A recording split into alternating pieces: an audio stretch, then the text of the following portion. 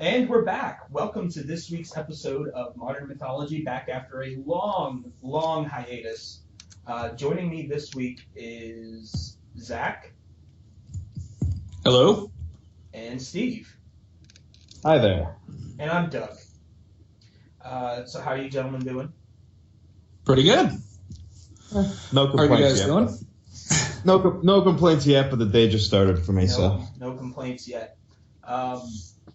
So Steve, I assume you've picked up Secret Wars #2? Yes, I did. I haven't picked it up yet, so no spoilers, but does something interesting happen? There's a lot of interesting things that happen here. Because in Secret Wars #1, I felt like nothing really happened except for the fact that everything sort of happened. Like I was expecting to see Battle World in #1, but I didn't. They actually released a Battle World issue this week, too, along with a couple others like Planet Hulk, which has an interesting prospect of what they plan on doing with this thing. But again, not going to leave any spoilers, but on the cover it shows Captain America, so bear it in mind. I think I'm mostly just gonna follow the main title, Secret Wars. But Zach, go on. No, I was going to say, do either of you know if those are available digitally? Because unfortunately, that's how I've been having to do the bulk of my comic reading, like the past year or so. Should be through like the Marvel app. It should be available like same day.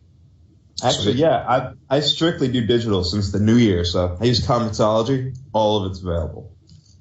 Oh, okay. Awesome. I'll have to pick those up. Then I'm a little bit behind on the Secret Wars event. Okay. I actually just watched a video this morning.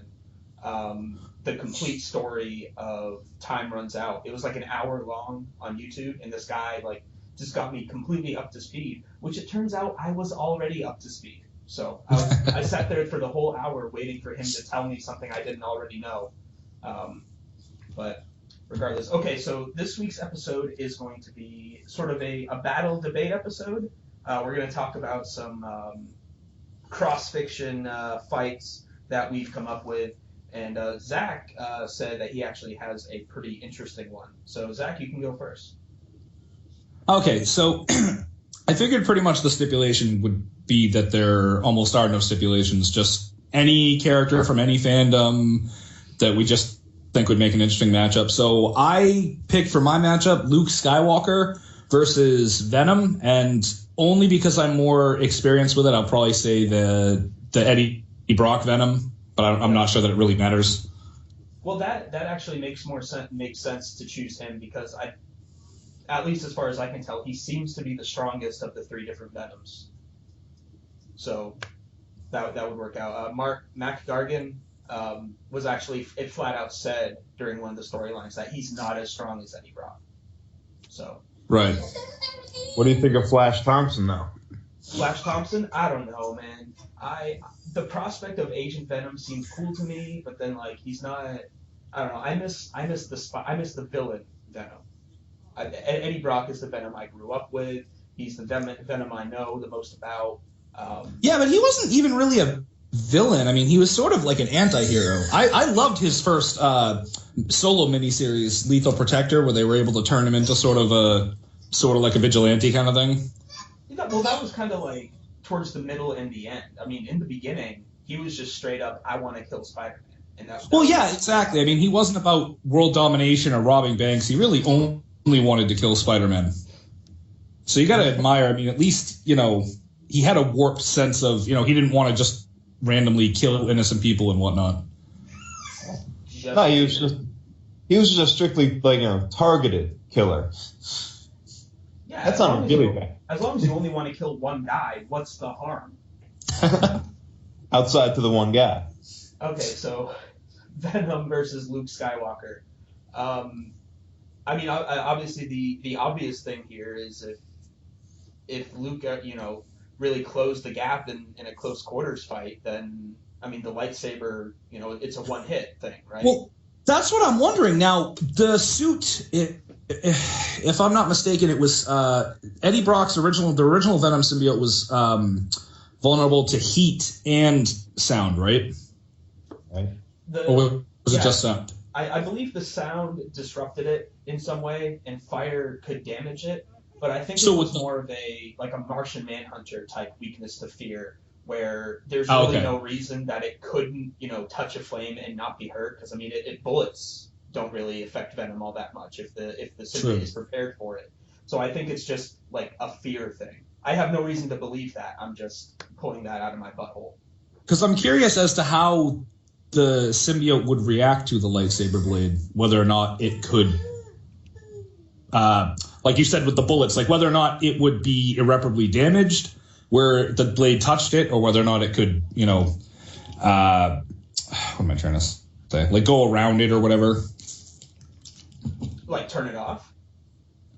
Well, that too. Well, no, I just meant like how if you, what am I trying to say?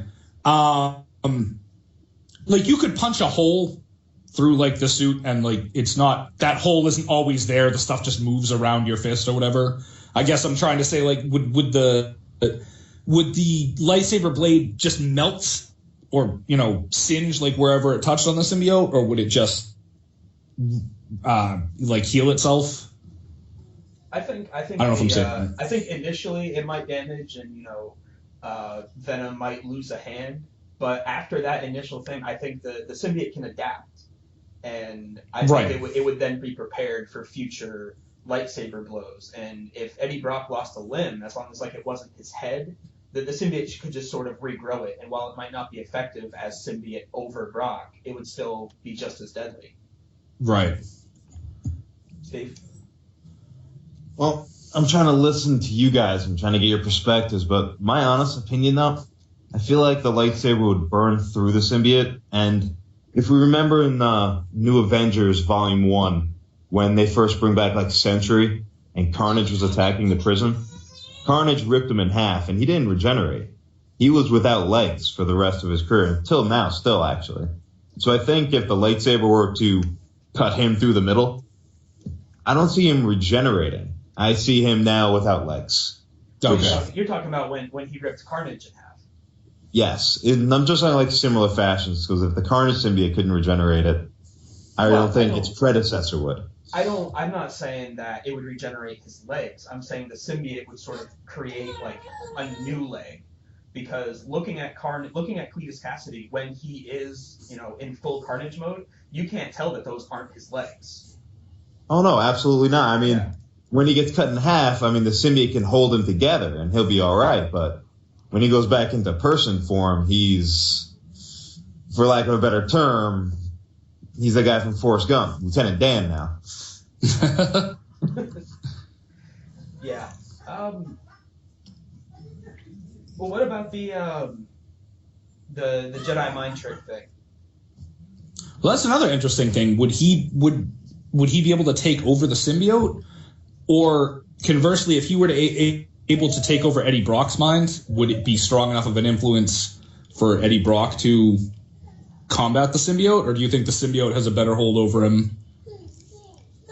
The symbiote, with everybody except for initially Spider-Man, seems to possess like such strong control over the person it's inhabiting. Like Mac Gargan, it's been stated a couple times that when he is Venom, the symbiote will occasionally make him eat people, and he's disgusted by it, but he can't stop it from doing that. Flash Thompson, has to continuously inject himself with these drugs in order to control, so that the symbiote can't control him. And in the the Minimum Carnage storyline where Agent Venom teams up with Kane. Good story. Yeah, the stuff they're giving the symbiote wears off, and the last word he can get out before he goes into full Venom mode to Kane is just run, because he knows as this stuff runs out, there's nothing he can do. He is Venom now, and Scarlet Spider's got to get the hell out of there. So I think if initially the mind that Luke detects and tries to influence is Eddie Brock, then it's not going to make a difference. And is that really a Jedi's go-to thing in a one-on-one fight? Like, I'm just going to make this guy not fight me so I can cut off his head or whatever. Would that be an out-of-character move for him? Well, no, but I mean, I see the fight as once he realizes that his lightsaber is pretty ineffective he has to move on to something else. I mean, his next thing would probably be actually just to, use the Force to push him away so he could run and think up a plan. I think if he could figure it out, he could pull a Ms. Marvel move and just pull Eddie Brock out of the symbiote. That was a pretty cool little moment. You remember that one, Steve? That was a pretty badass moment, I gotta say. Spider-Man's just standing there like, why didn't I think of that? Just take it off of him. That's a good point too. Yeah, I didn't even think of that. If he had a strong enough grip on Eddie, he could probably just rip him out of it. Yeah. I actually have a question real quick. Mm-hmm. We're talking about Luke Skywalker, but there's a lot of Luke Skywalker we're not discussing. Like, is this young Luke, or are we talking like Jedi Grandmaster Luke over here? Oh, I figured at least post-Jedi, post-Return of the Jedi. So, I mean, he's got pretty much the full range of powers. I think if it was young Luke, he'd pretty much be toast. Yes.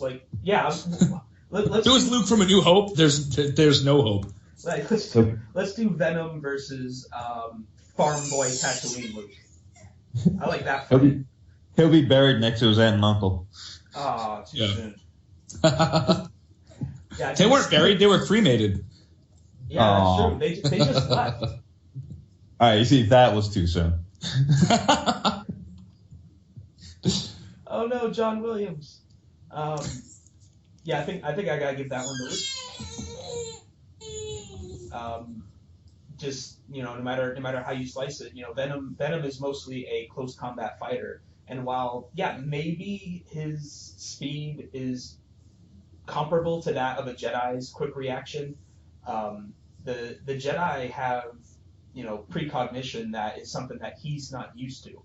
He fights Spider-Man and he's successful, but he's never actually had to fight against Spider-Man with spider sense because he counteracts it. It doesn't work on him. Right. So he doesn't really know how to fight somebody who can predict his movements. He's used to just being able to do whatever he wants and close. That's a good question. Yeah. That's an interesting point, though, Doug. Now, the reason that I always understood the reason that spider sense didn't work on him was because when the symbiote had been on Peter Parker, then it figured out how that worked, right? Yeah, it's kind of the same as how in the Civil War storyline, after Spider-Man wore the Iron Spider suit, it studied him, and now Iron Man was able to build a suit that can mess with his spider sense. So I'm wondering if the symbiote had previously at some point taken over a Jedi, I wonder if it would be able to combat a lot of the Force powers. Yeah, I don't know. Maybe would the symbiote then know the ways of the Force? Because when the Venom symbiote was on Spider-Man, and now when it goes onto its new host, it endows them with a lot of Spider-Man's powers, like webbing and such. Oh, that's true. That's a good point. So would a symbiote that had previously been attached to a Jedi or a Sith now have those powers? Or be able to give those to their hosts, even if they had previously been somebody who was not a Force user, they are now a Force user. That is. I don't know, because they never specify that Jedis have to be humanoid or anything. Well, they don't. Yeah. Right. All the ones that we see in movies and the, I guess now canon TV shows. I just picked up Lords of the Sith, and it has like the official timeline. And Clone Wars TV series and Rebels TV series are on there, much to my dismay. I heard the Rebels show is a lot better, and I'm hoping that by the Clone better than the Clone Wars one? The new one, not the original mini series with the 5-minute episodes. Yeah, but the new Clone Wars cartoon got pretty good in its later seasons. Did it? Because I kind of thought it was supposed to be based on that Clone Wars movie. It was, but it got better though. That Clone Wars movie was essentially a pilot. It gets that better. They thought was good enough to release in theaters. It definitely gets better. Well, because they get into the whole stuff with all the Mandalorians and everything, and Darth Maul comes back, and not in some cheesy way that he has this they have to build him robotic legs and everything. It's pretty awesome actually. Is that not a cheesy way? That is a very cheesy way. Yeah. Well, no, it would be. Shut up. It'd be cheesier if someone was like, "Oh, I found your legs. Let's attach them." Kind of like how I keep hearing that the way that in The Force Awakens, the way that they get Luke's lightsaber was apparently someone took it after his hand got chopped off, which is kind of ridiculous. Yeah, it falls down that big old thing. Yeah, and somebody just happened to be there to collect it, right? Yeah, well, somebody's got to maintain Cloud City. The Ugnaughts. Yeah, the Ugnaughts. Okay, so I say Luke wins that one. Yeah, I think I would give it to Luke also. I'd give it to Luke for a lot of reasons. I think I'm the only one here who thinks the lightsaber would actually be effective. Yeah, I mean, that's as much as I, gave reasons why the Venom symbiote may be able to defend itself. I do think that Luke doesn't go for I'm going to cut your foot or your hand off first. I mean, he's as much as Jedi are peacekeepers, they're also warriors, and if he's fighting somebody, why wouldn't he go for a killing blow? Yeah, that's a good point. When he was on Jabba's sail barge, I don't think he was pulling any punches. Yeah, I mean, he choked the guard. That's a Sith move. Yeah. And again, the only 3 Jedi he's ever met, one of whom is his father. So I learned it from you, Dad. All right, so Venom versus Luke. Luke. Oh. I'm with Luke. We seem to have lost Mr. Zagranus. So we'll take this time to take like a little bit of a break from the nerdy talk. Steve, big development in your life. Yes, actually. About a week ago, me and my girlfriend got engaged. Oh, how sad for you. I know, right? I'm giving my life away. Is it too late? It's too late. It was an expensive ring I put on her finger. There's no refunds on that. No, congratulations, man. I just, yeah, that's super awesome. And you know what? Preemptively, I'm just going to go ahead and say, yes, I accept. I will be your best man. Aw, Doug. I expect that travel and accommodations will be, taken care of. Fully Oh, comped. of course. Yeah. I'm going to have to How else would I get you here? I'm going to have to go ahead and try and re-add Zach to this real quick. Where is he?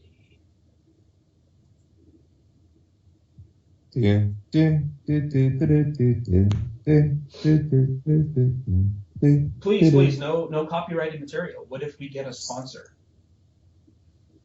And we'd have to pay for this. Well, given what they've been up to, I wouldn't be surprised if it was Disney one day. They're going to freaking own the world. Yeah. I'm still waiting for them to buy out Warner Brothers so then we can have a Marvel vs. DC movie. Wouldn't that be awesome? I'd settle for like a video game or an animated movie. Like, I'm sure they could come to some sort of deal if they just got together and said, hey, you know that JLA Avengers crossover we did, like, what is it now, 12 years ago? Let's just turn that into a cartoon. Exactly what it was then. See how people react, and then we can go from there. I would be totally okay with that as long as DC controlled the animation. Not because I'm like pro DC or Marvel or anything. They just tend to make the better movies. They do. Animated wise, anyway. Yeah. They really have. When it first came about, I really liked the animated Ultimate Avengers. Oh, that was a good one. Zach is having Wi-Fi issues, so we'll be right back, folks. It's like it. Okay, so everybody is back. So Luke versus Venom. Luke wins. Like there was any doubt. Like there was any doubt. Okay, so next up is Steve. What do you got? All right, I'm going with one that no matter what we pick as the answer, a lot of people are going to be pissed off. We're going Batman versus Wolverine. Grayson doesn't like that one. I'm sorry. Well, actually, given his namesake, I think Batman has to win. All right, so we got a baby vote for Batman. A baby vote for Batman. That's what, 1/5? We'll give it a half. We'll give it a half. You know, just enough to give him credit, but where it won't actually matter because it won't be able to Yeah. No, we should go by old slave rules. He's a third of a person. I was going to avoid that. Thank you. I didn't Why, I want to consider- make that joke. I consider children my slaves. You know, I own them until they're 18. Okay, you're venturing into like dangerous Louis C.K. I'm just territory. kidding. I know, I'm a horrible person. I know. Okay, so Batman versus Wolverine. Versus Wolverine. I have a question I'm going to ask that we always hate seeing on our page. Go ahead. I have two questions. First Is there any off- prep time? First, that's one of them. That's my first question. Does Batman get prep time? And Is second- Wolverine holding the Infinity Gauntlet? No, he's not Thanos. He doesn't automatically get it Oh. every time a match is Never posted. mind. Okay. And the second question is, which version? Which version of Wolverine? Yeah. All right. Clearing this up, Batman does not have prep. He only gets prep when it's said, hey, Batman gets prep. And the Wolverine, we're not going to use the current version because he's dead. Spoiler alert. Batman wins. I don't know. Batman can't even get to him. He's covered in adamantium. Yeah, he's encased in an adamantium shell right now. He's not doing anything. So we're going to rewind the clock to the point where he last had his regeneration. Mm-hmm. The Wolverine we all pretty much know and accept, the one everyone else knows who doesn't actually read comics. Okay, so Wolverine with his adamantium skeleton and healing factor and whatnot. As Wolverine as standard as you can get. Gotcha. Yeah, I think I'm gonna go ahead and say that there's no way. It's without just like incapacitating him and just tying him up and leaving him there. There's no way Batman wins Well, you gotta How do you define- say that? because he can't kill him. Well, Batman doesn't kill anybody. Batman Batman doesn't kill. doesn't kill anyway, and I'm saying that Well, now hold on a second. If we're doing Tim Burton Batman, which I could argue is the one a lot of people are familiar with, then he's obviously going to whip out a couple of machine guns that he ripped off his car and just shoot the hell out of him. Yeah, Or drop. Drop a grenade into. Yeah. Is that what you were about to say, Steve? Drop him off a building rooftop like he did to Jack Nicholson. Yeah, there you go. At least Bailman saved him, which was great because I loved him in the sequel. Oh. Oh, Now, talk about too soon. that is too soon. The man is dead, Doug. Show some respect. Are you afraid I'll hurt his feelings? Yes. Or actually just all the fanboys out there. I think you'll hurt their feelings. Oh, whatever. So I think that there's no way without just tying him up and leaving him there like a bitch. Batman, not to the extent that he can't hide from Spider-Man. He can't really hide from Wolverine because of Wolverine's enhanced sense of smell. Batman has no reason to think, oh, while I'm hiding from this guy, I should also be downwind in case he smells me. That's not something that he deals with. No, but I'm sure he's got at least one thing on his utility belt that he can jury rig to create, like, either to mask his smell or to totally overload Wolverine's sense of smell. But why would he use it? Ah, that's a good question. I think since Batman's the world's greatest detective, when he sees Wolverine walk around sniffing the air, he'll catch He would on. figure out that Wolverine's senses were enhanced. Or that he has allergies? I mean...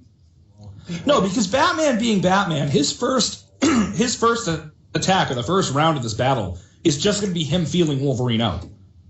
So everything that he does isn't going to be like his attempt to actually win. It's going to be him feeling things out and observing things. Wolverine's just going to assume he's a pretty crappy fighter.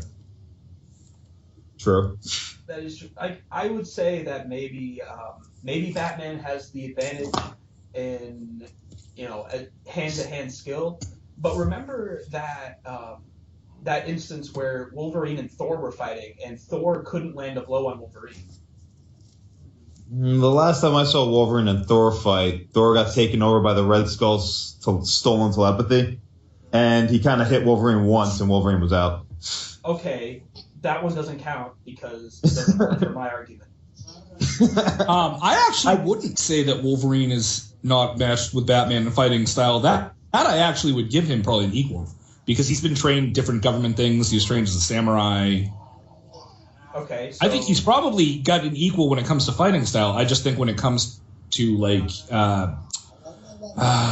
tactics and whatnot and all of the gadgets that Batman has. I think he'd find a way to. I don't know. I guess, like Doug said, all he could do is really tie him up, because even if he knocked him out, I'm assuming he's going to heal from that really quickly also. Yeah, and even for Batman to hit Wolverine, in the head hard enough to knock him out, Batman's also going to break his hand. Or maybe, does Batman carry a knockout gas? Is that something that's normally in his arsenal? I think he has something like that, yeah. Then why doesn't he use it all the time when he's about to go into a room full of thugs? It's probably expensive. Anger issues? Oh, you think it's too expensive for a guy whose net worth is all of it? And then he's going to reload it and everything when he could just take him out? He needs to keep sharp also. Yeah, I guess. Anger issues, maybe? There's that too, yeah. No, he yells, "I have dead parents" as he beats the crap out of them. You've seen that little meme where it's the Riddler and he's like, "Oh, what travels down an alley and is full of holes?" And Batman's like, "My parents." No, a bowling ball. Oh my god, I'm so sorry. I love that meme. So are we going strictly comic book versions of these characters? Or could we do Keaton Batman versus, Hugh Jackman Wolverine? Well, no, like Steve said, I would assume it would just be everyone's most known version of each character. Or we could do it Death Battle style and just do an amalgam. Oh, I hate Death Battle. Whatever. I don't know. It's entertaining. I would go comic book version just because if you go movie, every Batman is going to die very quickly. Yes. Thank you. Someone who agrees. Movie Batman can do, not even a fraction of the things that comic book Batman can do. Not to mention, movie Wolverine has regeneration 10 times better than the comic book version. That is true also. And he walked up to the Phoenix and was just like, "What's up?" Seriously, his flesh was healing instantly, straight from the bone. And I'm like, yeah. In the comics, he got stabbed through the stomach once with a sword. It took him a month to heal. Death things he would heal quickly from, but not instantly. In Age of Ultron, the comics, which had nothing to do with the movie, he had his leg completely, all the flesh melted off, and you just see him pass out. They go on the clock. I think it was 9 hours later. He wakes up with a new leg again. It wasn't like the movie where his leg was just popped right back and he gets up. Oh, so that was back when Magneto ripped all the adamantium out of his body. It took him a long time to be able to heal anything at all. Yeah, I think a lot of people confuse how fast Wolverine's healing actually is. Right. No, the reason why I think Batman would honestly win this isn't because of the fighting styles, because as we all know, Wolverine's got the regeneration stuff. He's gonna be able to take more hits. He's always gonna keep coming back. But Batman does have the gadgets. I mean, when he first saw Superman in the New 52, the first 3 things he used was a taser, sonic disruptor, and gas. If he did the same thing with Wolverine, that sonic disruptor is going to mess Wolverine up something fierce. He's not going to be able to do anything. That's right, because if his senses are as enhanced as they appear to be, they can also be hurt easier as well. Yeah, or overwhelmed. Yeah, exactly. I didn't even think of that. My biggest argument for this, though, was not too long ago in one of the New 52 comics, Batman came across a gang that all wears metal plates on their face. He took out a quarter, the size of a quarter magnet, threw it on a train, and every single one of them had their face thrown to the train, and they got dragged away. He just had that in his belt. And when Wolverine pops his claws, I feel like the world's greatest detective will realize that looks like metal. Yeah. That's probably all throughout them. I mean, it hurt my hand when I punched his face, so maybe he's got metal on there too. Winning a fight can be done by incapacitation. I mean, if there's a car there and he throws the magnet on a car and Wolverine's flat out Jesus against the car, yeah, he can cut things, but if you can't move the claw to cut it, you ain't cutting things. You're kind of just sitting there. Mm-hmm. He's not unconscious, but he's very much incapacitated. I think I'm just bitter towards Batman because we've talked about this before, me, you, and Jay, Steve. 2014 was the year of the Bat, and it was just Batman fanboys everywhere on just almost just like trolling on purpose. With we would post a battle where it's like Thing versus Namor or something. And people go, "Oh, Batman wins," and it got very tiresome. And you know what? I blame that movie, Justice League Doom,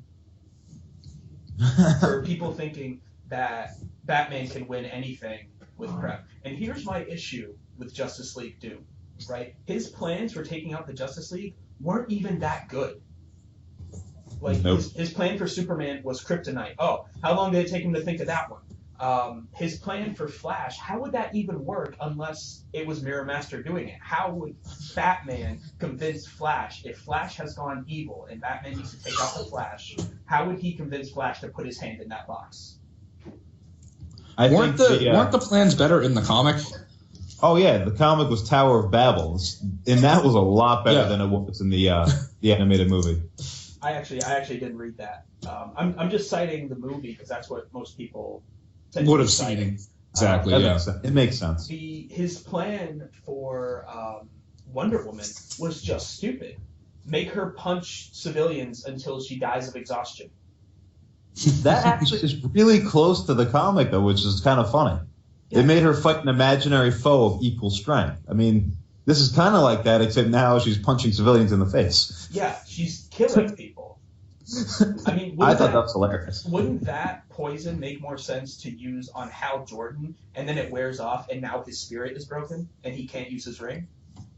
See, well, the Green Lantern one pissed me off. I was like, you beat him by making him feel scared. Yeah, I get it. It goes to the core of a Green Lantern, but seriously, he's the dude who overcomes fear, and you beat him by making him scared? They kind of beat him by making him sad because that girl died, but then it was just a robot anyway. I couldn't save this one person. I can't be Green Lantern ever again. It is a shame that was probably Nathan Fillion's one stint as Green Lantern was voice acting. If DC had gotten its universe off the ground like 5 years ago, like in full swing, I think he could have been Green Lantern. But by the time they have a Green Lantern, it's gonna be too late. He's too old. He's pushing 50, I think. How old is Robert Downey Jr.? Shut up! Oh my god. Yeah, but that's different though because anybody can be in a suit of armor. Yeah. How old is Hugh Jackman? Yeah, but he started. Hugh Jackman, oddly, have you seen the pictures of when they put side by side how jacked he is in the Wolverine versus how he looked in the first X-Men movie? He looks better as he gets older for some odd reason. He may actually be Wolverine in real life. Yeah. That would be awesome. You ever hear that story about how he dressed up as Wolverine and walked around Comic-Con, and everyone was just like, "Oh yeah, your costume's really good, but you're a little too tall." People have the weirdest problems with things. Yeah. Yeah. Oh, Heath Ledger, the dude from Knight's Tale and Brokeback. What's he gonna do? Make out with Christian Bale the whole time? Now, I want everyone to remember that, though, because all the people that are complaining about the way the new Joker looks, I want people to remember how much they had a problem with Heath Ledger originally, and now he's everyone's favorite Joker. So I think we should also reserve judgment for the new Joker until we actually see the Suicide Squad movie. I will say I have hopes for this portrayal of Joker. I think Jared Leto would do really well, but he looks stupid. I think for the most part, he looks on point. I just think some of those tattoos, mainly the one that says demented across his forehead, damaged. It's a little bit too on the nose. Yeah, I agree. I give them points though for trying something new. I mean, you very rarely see anybody try, even with The Dark Knight, where they made it that his skin was makeup instead of permanently stained white or whatever. They still had him in the purple suit and whatnot. Very rarely do they deviate. I think before this new one, the one I've seen where they really experimented the most, I think, was for the cartoon The Batman, where they had the Joker it was almost like green dreads, and he had sort of like a straight jacket thing on. Like a monkey. He jumped around like, oof. Nobody ever tries anything new with him. I never watched that, but I heard it was really good. And it was another case of they come out with this really good superhero cartoon and then replace it with crap.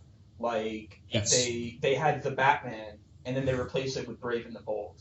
They had they had the Spectacular Spider-Man, which was awesome, and they replace it with Ultimate Spider-Man with Drake Bell, where it's just straight up a funny cartoon. It's barely. Some of it's good though. You didn't say the worst sin in the animated superhero show history, and that was the replacement of Young Justice by Teen Titans Go. Oh my god. Yeah. I was so happy when I first heard the Teen Titans was coming back, and then when I saw the show, it was like, this is horrible. Yeah, they're all my heart cried. Chibis or something. Okay. When Young Justice got canceled, I cried. I don't care. Seems like a little much. I don't care. Man tears. Man tears about a cartoon. Damn straight. Cartoons have made me cry before. I cried during Pokemon the first movie. Aw, when Pikachu got punched. Oh, so was it your tears that brought Ash back to life? It was. Thank you. Show reference. Okay, so so we're, I guess, majority rules. Batman. I think Batman, but only Batman due to gadgets. If you take away the gadgets and it's just like hand to hand, I would go Wolverine. Okay. He would outlast Batman. In Batman versus Wolverine, if Batman isn't Batman, then Wolverine wins. Well, he doesn't always have his gadgets with him. I'm talking like throw them both in like martial arts dojo, like uniforms and shit. Like have them in like the Matrix dojo and have them fight. Wolverine would outlast them. Physically, yeah, but then Wolverine. You could do the same thing. You could say only if if Wolverine has his claws and his adamantium, but if you take that away and his healing factor and put them, if they're in a universe. I mean, the gadgets are part of Batman. And Quicksilver would win. I hated that comment. It's what you're saying. There's some people out there who think that Batman will win no matter what. You throw him naked in a room with like God, the devil, and fucking Luke Skywalker. He'll still win without prep. No, yeah, see, I think that's going a little bit too far. I think Luke Skywalker wins because basically Luke Skywalker is against a naked dude and two figments of imagination. That's right, folks. We went there. Wow. No, I'll probably edit that out. I don't know. Okay, so Batman wins. We're gonna move on to mine. Now mine I think will be a little controversial, but nobody really talks about this. I'm not even sure that people have thought about this as being like a matchup between two fictional characters. So we're gonna see where this goes. My battle for this episode is Superman versus Goku. No, absolutely not. Good night. End of the podcast. What? God, okay. I'm so overdone. Come on. I'm leaving. Goodbye. So we're in agreement. Batman wins. Batman always wins, apparently. My real one is actually I don't know. How do you guys feel about repeating a character that we just talked about? Oh, that's okay. I mean, if that's what you had, if it's a good match, I'm all for it. And I'm really only suggesting this. I don't expect the debate to go on for long. I'm only suggesting this to piss Zach off, and because I know Steve agrees with me. Ooh, I can't wait. So, mine is Batman versus Spider-Man. Ooh. The death battle already had Spider-Man kicking his ass, so yeah, I've but seen Spider-Man. Death battle is crap, apparently. So I hate to say it, but Spider-Man might be able to take him out. I don't know. I mean, it sucks though because Batman definitely has. I mean, versus Wolverine, the fighting styles are very matched, but Batman definitely is a better fighter than Spider-Man, especially because most of Spider-Man's fighting style comes from fighting with his webs and his powers. It's not like he knows karate or anything. He knows the way of the spider. He was trained to fight. I think didn't he get some training in Keon Lun or whatever with the Iron Fist people? Mm-hmm. That's how he develops his relationship with Iron Fist and why they're sort of buddies. But that was in not that close. AVX, right? Yeah. Badass. AVX was awesome. Look, it's even. I think that even with prep, Batman as a hero is the type of villain that Spider-Man is up against all the time. Villains with all the resources in the world and all the information they could ever need on Spider-Man except for his secret identity. Right. And it's still just not quite enough. And I mean, you can say that, oh, well, Batman is a better detective. He's smarter than Norman Osborn, which I don't know, debatable, and definitely smarter than Kingpin. But the resources that these three men have are pretty comparable as far as what they can bring in to try and fight Spider-Man. And of course, it being a one-on-one fight, Batman can't like call up the Justice League and be like, "Hey, Supes, want to do me a favor?" Because obviously that would be a pretty one-sided fight in favor of Spider-Man. Well, I think the other thing about Spider-Man is I think a lot of people forget too that strength is one of his powers. Mm-hmm. He's not as strong as the Hulk or Superman or Thor, but I used to have a book where they put it at like 10 tons. I don't know what his official power rating is now, but I mean he's strong enough to lift like 5 cars or something. So if he actually gets a good punch in, he's essentially just shattering Bruce Wayne's skull. And he literally picked up a tank over his head. That's like a 20 to 30 ton vehicle. Right. Okay. So even stronger. Right. All right. I think his strength has decreased. I think they used to put him at about 25 or 30 tons, and I think now he's at 10. Which is still, which is still insane compared to Batman, who's at a half. Yeah. If he's at peak, whatever. Yeah. Exactly. But I don't think really Spider-Man's strength is that big of an issue because he's not just going to punch Batman once and splatter him. There's a quote, I can't remember who he's talking to, whether he's talking to Hope Summers or Prodigy. You remember Prodigy, Steve? Prodigy, very little, I'll be honest. This kid developed powers, and the Avengers assigned Spider-Man to like teach him how to use them, even though his powers were like way different than Spider-Man's. They wanted him to teach him about something about power and responsibility. And he says to the kid, "Look, regular people get slightly more than regular punches. Superpowered people get superpowered punches. If you're fighting the Rhino, you swing as hard as you can. If you're fighting a burglar, you tone it down." So I think that. Yeah, if Spider-Man realizes that he's this much stronger than Batman, he's going to start pulling his punches, and I think these watered-down punches are still going to be right about what Batman might be used to, because he's fighting superpowered people all the time. So I don't think Spider-Man's strength is going to be that big of an issue unless they start like grappling, in which case, the strength is going to be the only issue. No, but he doesn't have to hit him full force to still hit. Say Batman's not anticipating like the webbing, and Spider-Man gets him wrapped up in a way that that he can't even reach any of his gadgets, and he just comes over and gives him 1/2 or even just quarter strength punch right to the head. He's still not knocked out. He's still out of it. Mm-hmm. Okay, so are you shocked that I agree with you? No, I actually knew that you. I only engage in debates where I know that I'm going to win. So, yeah, I'm that guy. So see, I don't talk about it as much as you used to. As much as I like Batman, but I love Spider-Man. Mm-hmm. That was one of the first comics I actually had a subscription to when I was, I don't know, like 10 or so. It was like Amazing Spider-Man. So Spider-Man's just the coolest. I'm sure Steve and the rest of you are maybe got a little sick of it at some point. Because he seems to be the only comic book character that I'm very well versed in. But he's just, ever since I was a kid, he was my favorite. If you asked me, before the age of 10, what I wanted to be when I grew up, I would tell you in full, confidence, I'm gonna be Spider-Man. Oh, so like you're gonna do like kids parties and stuff? I'm like, no. What's wrong with you? I'm gonna be Spider-Man. Spider-Man. Yeah. Okay, so that I think is actually our time. Thank you all so much for joining us. Steve, Zach, anything you want to add?